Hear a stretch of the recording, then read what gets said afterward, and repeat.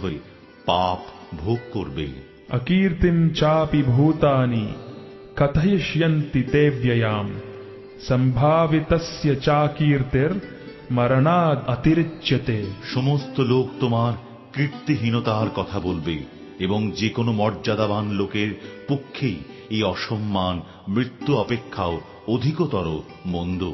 भयाद् रणाद् उपरतम् मंस्यन्ते त्वां महारथाः येषां च त्वं बहुमतो भूत्वा यास्यसि लाघवम्। সমস্ত মহারথীরা মনে করবেন যে তুমি ভয় পেয়ে যুদ্ধক্ষেত্র পরিত্যাগ করেছ এবং তুমি যাদের কাছে সম্মানিত ছিলে তারাই তোমাকে তুচ্ছ তাচ্ছিল্য জ্ঞান করবে। अवाच्य वादांश्च बहून् वदिष्यन्ति तवाहिताः निन्दन्तस्तव सामर्थ्यम् ततो दुःखतरं नु किम्। তোমার শত্রুরা তোমার সামর্থ্যের নিন্দা করে বহু অকথ্য কথা বলবে, তার চেয়ে অধিকতর দুঃখদায়ক তোমার পক্ষে আর কি হতে পারে।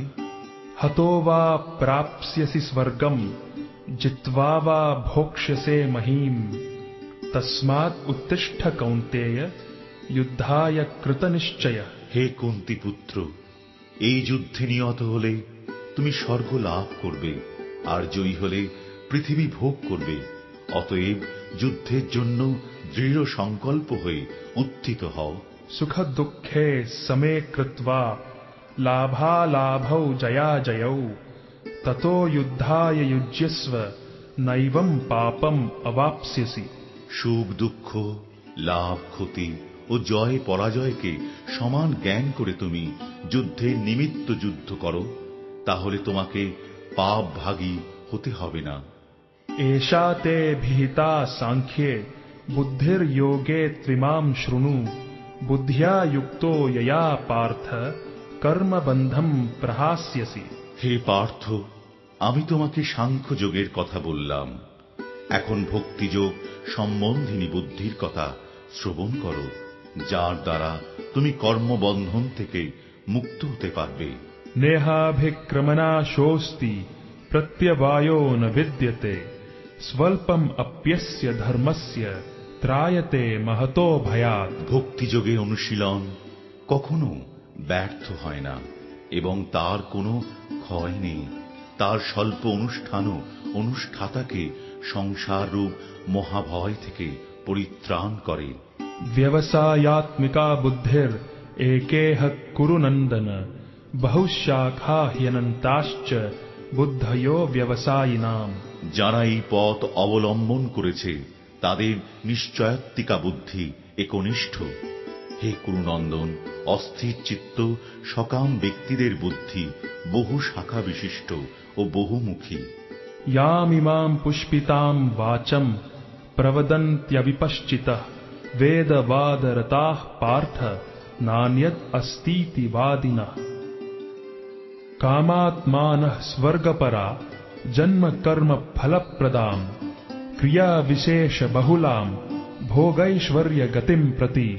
বিবেক বর্জিত লোকরাই বেদের পুষ্পিত বাক্যে আসক্ত হয়ে স্বর্গসুখ ভোগ, উচ্চকুলে জন্ম, ক্ষমতা লাভ আদি সকাম কর্মকে জীবনের পরম উদ্দেশ্য বলে মনে করে। ইন্দ্রিয় সুখ ভোগ ঐশ্বর্যের প্রতি আকৃষ্ট হয়ে তারা বলে যে তার ঊর্ধ্বে আর কিছুই নেই।